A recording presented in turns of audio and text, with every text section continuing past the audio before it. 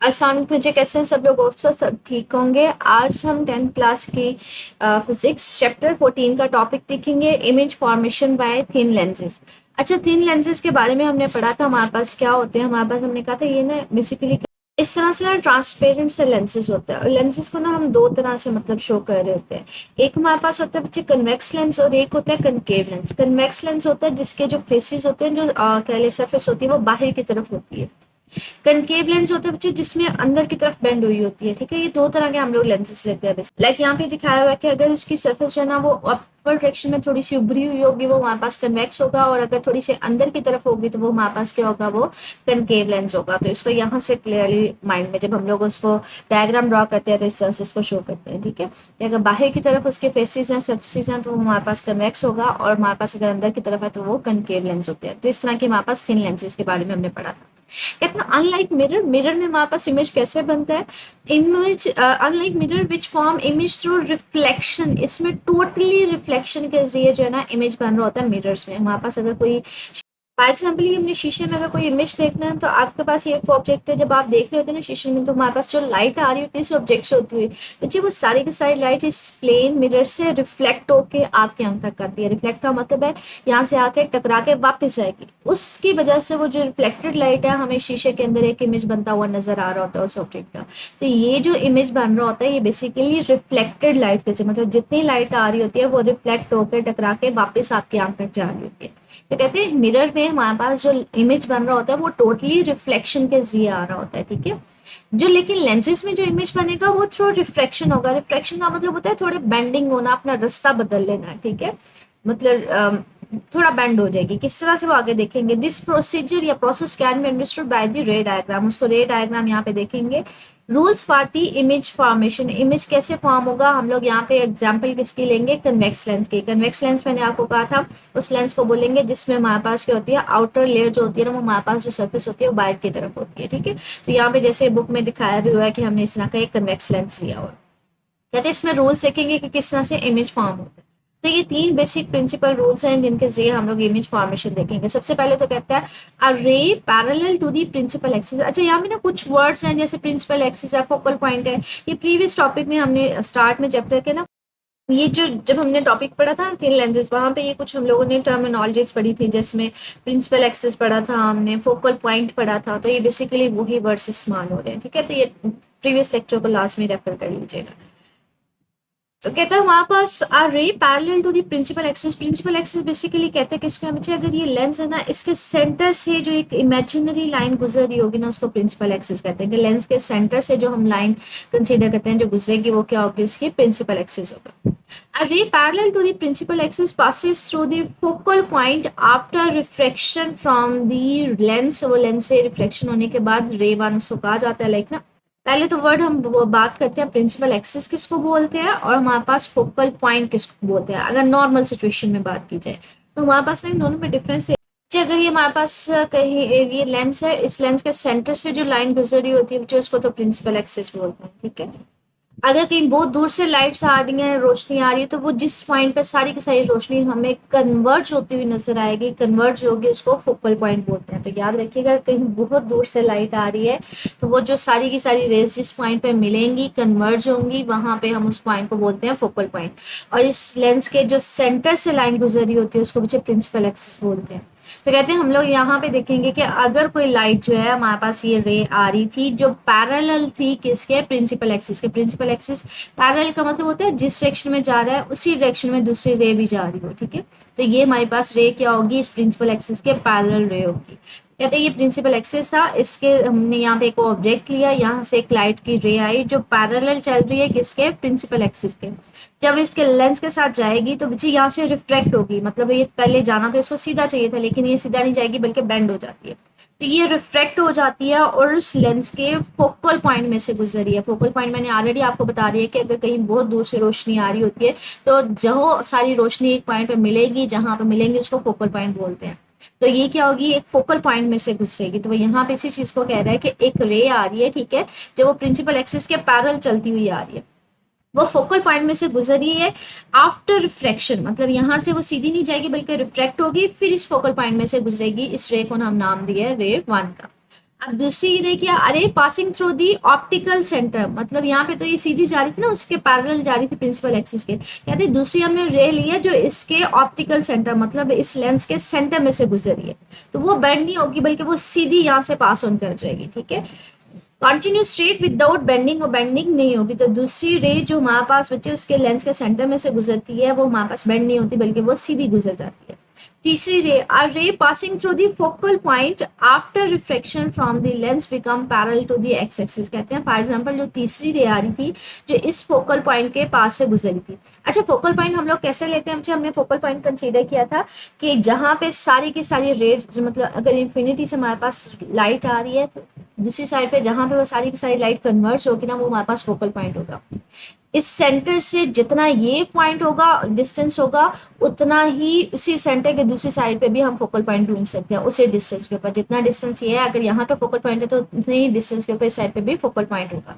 तो यहाँ पे इसको कह रहे हैं कि जो तीसरी रे है जो इसके फोकल पॉइंट में से, इस साइड वाले जो फोकल पॉइंट में से गुजर रही है, जब इस लेंस के पास जाएगी तो यहाँ से रिफ्रैक्ट होगी, मतलब वो सीधी नहीं जाएगी बल्कि वो क्या हो जाएगी, वो बेंड हो जाएगी, बेंड होगी और स्ट्रेट जाएगी। तो यहाँ पे इसी चीज को कह रहा है, अरे passing through the focal point, कि वो कहाँ से गुजरी है, उसके फोकल पॉइंट में से गुजरी है। फोकल पॉइंट इस साइड पे भी होता है बच्चे, उतने ही डिस्टेंस पे फिर इस साइड पे भी लिखा जाता है, ठीक है। जो इसमें से गुजरेगी, जैसे वो लेंस के पास जाएगी तो वहां से फिर ये रिफ्रैक्ट होगी, रिफ्रैक्शन के बाद वो स्ट्रेट जाएगी। आफ्टर रिफ्रैक्शन वो क्या होती है, हमारे पास प्रिंसिपल एक्सिस के पैरेलल जाना शुरू हो जाती है। प्रिंसिपल एक्सिस ये है तो ये प्रिंसिपल एक्सिस है। तो तीन डिस्कस हमने रेस की हैं कि अगर हमारे पास हमने कोई ऐसी स्ट्रेट पहले एक रे ली है जो प्रिंसिपल एक्सिस के पैरेलल चल रही है, जैसे वो लेंस के साथ जाके टकराएगी तो बच्चे यहाँ से रिफ्रैक्ट होकर किसमें से गुजर जाएगी, फोकल पॉइंट में से गुजर जाएगी। अगर कोई रे जो आ रही है वो सेंटर में से गुजर रही है, वो रिफ्रैक्ट नहीं होगी, वो सीधी गुजर जाएगी। अगर कोई जे आ रही है वो हमारे पास यहाँ से फोकल पॉइंट में से गुजर रही है तो वो जैसे लेंस के साथ टकराएगी, रिफ्रैक्शन के बाद वो फिर हमारे पास parallel to the principal axis आएगी, ठीक है। तो ये तीन रूल्स होंगे और यहाँ पे ये तीनों रेज जहाँ पे मिल रही होंगी ना बच्चे, इसका मतलब है वहां पे इमेज बन रहा होगा। तो यहाँ पे इसी चीज को कह रहा है, बट ट्रेसिंग दीज रेज, ये तीनों रेज जहाँ पे मिलेंगी वी कैन डिटर्मिन, हम फाइंड आउट कर सकते हैं how an image is form, image कहाँ पे बन रहा है, कैसा बन रहा है, उसके बारे में बता सकते हैं। मतलब हम उसकी पोजीशन के बारे में बता सकते हैं, जहाँ पे मिलेंगी वो उसकी पोजीशन होगी।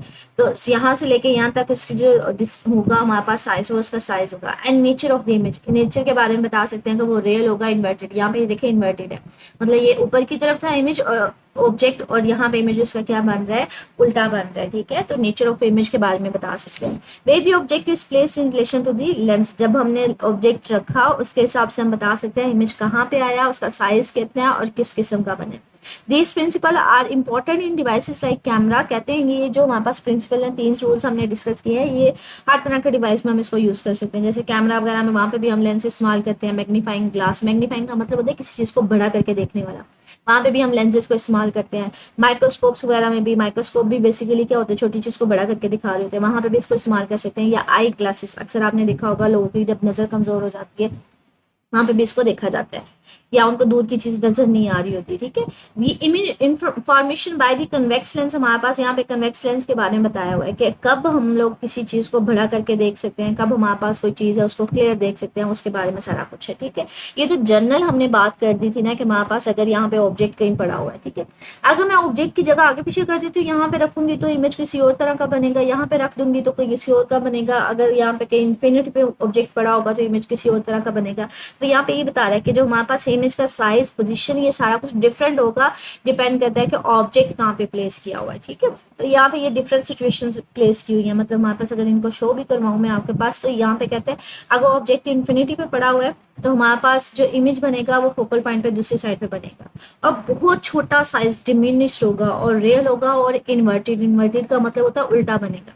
अगर ऑब्जेक्ट 2f फोकल पॉइंट के डबल डिस्टेंस के ऊपर पड़ा हुआ है तो ऑब्जेक्ट जो इमेज बनेगा वो कहाँ कहाँ पे बनेगा, f और 2f के दरमियान बनेगा और साइज बहुत छोटा होगा इमेज का और रियल और इन्वर्टेड होगा, ठीक है। अगर 2f एग्जैक्टली फोकल पॉइंट के डबल डिस्टेंस के ऊपर है तो इमेज भी 2f पे बना होगा, ठीक है। सेम साइज का होगा और रियल और इन्वर्टेड होगा। अगर आप ऑब्जेक्ट की जगह चेंज करते जाएं तो उस हिसाब से हमारे पास ये सारा चेंज होता जाएगा। अगर ये सारे इमेज में आपको शो करवाऊँ तो ये हमारे पास मतलब सबसे पहले तो सिचुएशन है कि अगर कोई ऑब्जेक्ट जो है ना वो किसी इन्फिनिटी बहुत दूर पड़ा हुआ है तो यहाँ पे हमारे पास जितनी राइट रेज आएंगी वो जब हमारे पास कन्वर्ज होंगी तो हमारे पास इस फोकल पॉइंट के ऊपर इमेज बनेगा और बहुत हल्का साइज, छोटा सा साइज होगा, डिमिनिश साइज उसको हम बोलेंगे कि ना होने के बराबर होगा। लेकिन अगर ऑब्जेक्ट को आप 2f से थोड़ा सा दूर रखें, ठीक है, ये फोकल पॉइंट है, ये फोकल पॉइंट का डबल डिस्टेंस है और ये उससे थोड़ा मजीद दूर है, ठीक है। यहाँ पे अगर रखेंगे तो यहाँ से जब लाइट आएगी तो जहाँ पे मिलेगी ना, तो हमारे पास जो इमेज बनेगा वो f और 2f के दरमियान बनेगा, लेकिन उसका साइज फिर भी छोटा होगा। यहाँ पे ये देखिए इन्वर्टेड है, इन्वर्टेड का मतलब है यहाँ पे सीधा था, यहाँ पे उसका उल्टा इमेज बन रहा है। अगर आप ऑब्जेक्ट को थोड़ा मजीद पास ले आओ, 2f पे ले आओ, तो बच्चे हमारे पास जो इमेज बनेगा वो भी क्या होगा, बच्चे जैसे जैसे ऑब्जेक्ट को पास लेके आते जाओगे तो यहाँ पे इमेज दूर होता जाएगा। जैसे यहाँ पे इन्फिनिटी पे था तो इमेज कहाँ पे था, एफ पे था। आप ऑब्जेक्ट को कहाँ पे ले आए, 2f के पास पास ले आए, मतलब उससे थोड़ा सा दूर है, लेकिन हमारे पास इमेज क्या हुआ, एफ से मजीद आगे चला गया, एफ और 2f के दरमियान हो गया। अब आप क्या किया, आपने ऑब्जेक्ट को 2f पे ले आए हो, तो अब इमेज क्या हुआ, मजीद यहाँ से सेंटर से 2f पे चला गया। इस पॉइंट पे कहते हैं जितना हमारे पास ऑब्जेक्ट का साइज होता है उतना ही हमारे पास इमेज का साइज होता है, लेकिन इन्वर्टेड होता है, उल्टा होता है। अब अगर मैं ऑब्जेक्ट को f और 2f के दरमियान यहाँ पे इस सेंटर इस जगह पे ले आऊँ, तो हमारे पास बच्चे ये देखिए हमारे पास ये जो इमेज होगा वो 2f से दूर चला जाएगा। लेकिन अब ये देखिए इमेज का साइज बढ़ रहा है, ठीक है। पहले साइज छोटा था, डिमिनिश था, बिल्कुल कम था, फिर थोड़ा बड़ा हुआ, फिर जितना ऑब्जेक्ट था उतना ही साइज हुआ, फिर अब बड़ा होना शुरू हो गया। अब जितना डिस्टेंस मैं कम करता जा रही हूँ ऑब्जेक्ट का, तो 2f और f के दरमियान लेके आए तो हमारे पास इमेज और बढ़ गया। अब मैं मजीद अगर इसको फोकल पॉइंट पे रखूंगी तो यहाँ पे देखिए हमारे पास रेज जो है ना कहीं नहीं मिल रही, तो हम कहेंगे कहीं इन्फिनिटी पे मिलेंगी जाके, बहुत ज्यादा बड़ा इमेज बनेगा। अगर मैं f से भी आगे ले आऊँ तो हमारे पास, अगर f से भी आगे ले आते हैं तो हमारे पास बच्चे ये आगे ना जब लेंस में से गुजरती है तो ऐसे लग रहा होता है कि जो रेज है ना वो डाइवर्ज हो रही है, मिल ही नहीं रही। तो हम क्या करते हैं, उनको एक्स्ट्रा प्लॉट कर देते हैं पीछे की तरफ, तो इसका मतलब है कहीं पीछे जरूर मिल रही होगी, ठीक है। तो ये डिफरेंट तरह के इमेजेस बनते हैं, ये डिपेंड करता है आपने ऑब्जेक्ट कहाँ पे रखा है। अगर ऑब्जेक्ट इन्फिनिटी पे है तो फोकल पॉइंट पे इमेज बनेगा और बहुत हल्का छोटा सा साइज होगा। अगर ऑब्जेक्ट आप थोड़ा पास ले आओगे, मतलब 2f से थोड़ा डिस्टेंस के ऊपर होगा, तो हमारे पास इमेज तो बनेगा लेकिन उसका साइज कम होगा। अगर 2f पे रखेंगे तो जितना ऑब्जेक्ट होगा उतना इमेज बनेगा। अगर 2f से भी आगे थोड़ा मजीद पास ले आओगे तो इमेज बढ़ना शुरू होगा। अगर f पे ले आओगे तो बहुत ज्यादा बढ़ेगा। अगर f से भी फोकल पॉइंट से भी आगे ऑब्जेक्ट रखते होगे तो इमेज तो हमारे पास क्या होगा, ये वर्चुअल है, मतलब आगे इमेज नहीं बन रहा, रेस नहीं मिल रही। लेकिन आपने क्या किया, आपने क्या, अगर हम रेस को पीछे की तरफ ड्रॉ करें तो ये कहीं पीछे मिलती हुई हमें नजर आएगी, तो हमने ये ज्यूम किया, तो हम कहते हैं यहाँ पे इमेज क्या है, वर्चुअल है। और इरेक्ट मतलब जिस डायरेक्शन में ऑब्जेक्ट था उसी डायरेक्शन में इमेज है। पहले क्या था, उल्टा बन रहा था ना, इन्वर्टेड था, ठीक है। यहाँ पे इरेक्ट है, मतलब जिस डायरेक्शन में इमेज ऑब्जेक्ट है उसी डायरेक्शन में इमेज है, ठीक है। तो ये सारा टेबल जो है ना उसी चीज को एक्सप्लेन कर रहा है कि जब ऑब्जेक्ट 2f पे था तो इमेज भी 2f पे होगा। अगर आप मजीद उसको पास ले आओगे, f और 2f के दरमियान ले आओगे तो हमारे पास बड़ा होता जाएगा, इन लार्ज होता जाएगा, ठीक है। और अगर f से भी ज्यादा ले आओगे पास तो हमारे पास लास्ट पे वर्चुअल और इरेक्ट होगा। आपकी बुक में इन सारे इमेजेस को डिस्कस तो नहीं किया, लेकिन दो इमेजेस को डिस्कस किया। पहला कौन सा किया वो देखते हैं। कहते हैं image formation by convex lens. यहाँ पे कन्वेक्स लेंस मतलब यही वाले इमेज की बात कर रहे हैं। कन्वेक्स लेंस इसमें कन्वर्जिंग होती है, ठीक है, रेस मिल रही होती है। ये हमने डिफरेंस देखा था। दो कहते हैं यहाँ पे हमने इमेज देखते हैं, लेकिन कब, अ convex lens produces image when object is place between 2f beyond 2f। मतलब आप ये वाला देखना चाह रहे हैं, ये सेकंड वाला, कि अगर आप 2f से थोड़ा सा मजीद फासले के ऊपर रख दें तो क्या होगा। तो ये हमारे पास हमने एक कन्वेक्स लेंस लिया हुआ है, ये इसका फोकल पॉइंट था जहाँ पे रेस मिलती हैं, ठीक है। उसका डबल होगा तो वो 2f होगा। इसी तरह से जितना डिस्टेंस ये है उतने डिस्टेंस के ऊपर हमने यहाँ पे फोकल पॉइंट ले लिया, उसका डबल डिस्टेंस 2f है। अगर 2f से थोड़ा मजीद आगे रखेंगे ऑब्जेक्ट तो हमारे पास किस तरह से है, वो हमने पढ़ लिया था कि हमारे पास अगर प्रिंसिपल एक्सिस की रे जा रही है तो वो हमारे पास लेंस में से गुजरने के बाद फोकल पॉइंट में से गुजरेगी। अगर कोई सेंटर में से गुजर रही है तो वो रिफ्रैक्टमेंट नहीं होगी। अगर हमारे पास कोई फोकल पॉइंट में से गुजर रही है तो वो लेंस से गुजरने के बाद फिर प्रिंसिपल एक्सिस के पैरेलल जाएगी। प्रिंसिपल एक्सिस दिया है तो वो भी सीधी जाना शुरू होगी। जहाँ पे ये सारी मिलेंगे तो वहाँ पे हमारे पास एक इमेज आना शुरू हो जाएगा। यहाँ पे इमेज देखिए हमारे पास कैसा आ रहा है बच्चे, एक तो इमेज डिमिनिश मतलब छोटा साइज में, ऑब्जेक्ट की निस्बत क्या है, साइज उसका छोटा है। दूसरा इन्वर्टेड है, ऑब्जेक्ट ऊपर की तरफ है, ये नीचे की तरफ है। तो यहाँ पे ये कह रहा है image appear on the opposite side, मतलब आपने ऑब्जेक्ट इस तरफ रखा है, वो लेंस के दूसरी तरफ बन रहा है, ठीक है। Where the object is located, image बन किस तरह से रहा है हमारे पास, वो आपको मैंने ऑलरेडी बता दिया। अब कहते हैं हमारे पास इमेज वर्चुअल कब बनता है। ये लास्ट वाली सिचुएशन जो हमने डिस्कस की थी, मैंने आपको अभी जो फिगर दिखाई थी तब मैंने आपको क्लियर भी किया था, ये वाली डिस्कस, ठीक है। जब अगर आप बहुत ज्यादा ऑब्जेक्ट को पास रख दो, मतलब फोकल पॉइंट से भी ज्यादा रख दो आगे, ठीक है, तो फिर हमारे पास इमेज कौन सा बनता है, वर्चुअल बनता है। जैसे ये फोकल पॉइंट था, आपने फोकल पॉइंट के भी आगे ज्यादा करके रख दिया, ठीक है। अब जब यहाँ से रेज आ रही होंगी ना बच्चे, वो कहीं पे भी नहीं मिल रही होंगी, वैसे लग रहा होगा कि वो तो डाइवर्ज हो रही है। जैसे जैसे डिस्टेंस बढ़ता जा रहा है ये आगे जाती जाएगी, ये डिस्टेंस इनके दरमियान, रेस के दरमियान बढ़ता जाएगा, मतलब ये कहीं पे भी आगे नहीं मिलेंगी। तो हम क्या करते हैं, इनको एक्स्ट्रा प्लॉट कर लेते हैं, कहीं पीछे कहीं मिलेंगी, ठीक है। तो ये वर्चुअल है, ठीक है, और ये बहुत बड़ा इमेज बन रहा होता है।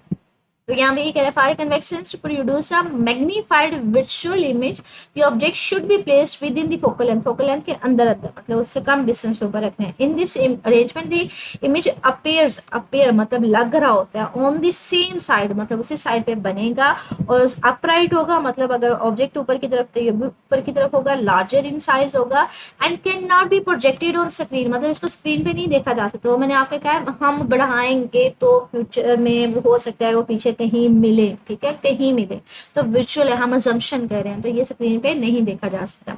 Such an image is visible only when the view through the lens, जब इसको लेंस के ऊपर देखा जाता है तब इसको ऑब्जर्व किया जा सकता है, ठीक है, विजिबल हो सकता है, वैसे इसको स्क्रीन से नहीं देखा जा सकता, किसी स्क्रीन पे नहीं बड़ा करके दिखाया जा सकता। This principle use in magnifying glass, इसको ग्लासेस में इस्तेमाल किया जाता है जहाँ पे चीजों को हम बड़ा करके देख रहे होते हैं। ये आगे पीछे डिफरेंस है हमारे पास रियल इमेज और वर्चुअल इमेज, जो मोस्ट कॉमनली 2 नंबर का शॉर्ट क्वेश्चन भी पूछा जा सकता है। रियल इमेज की जिसको हम स्क्रीन पे देख सकते हैं, जिसको डिस्प्ले करवाया जा सकता है, इसको हम लोग स्क्रीन पे नहीं दे सकते, ठीक है। Created one light actually made, वाकई में ही मिल रही होती है, ठीक है। अपीयर्स टू, जैसे यहाँ पे हमने देखा था कि यहाँ पे एग्जैक्टली मीट कर रही थी तो हमने कहा था ऑब्जेक्ट इमेज बनेगा, यहाँ पे हमने कहा था मीट नहीं करेंगे, तो अगर हम इसको पीछे की तरफ ड्रॉ करें तो हमारे पास ये मीट करेंगे, तो अपीयर अपराइट, तो ऐसा लग रहा होता है कि वो पीछे कहीं मिलेंगी, ठीक है।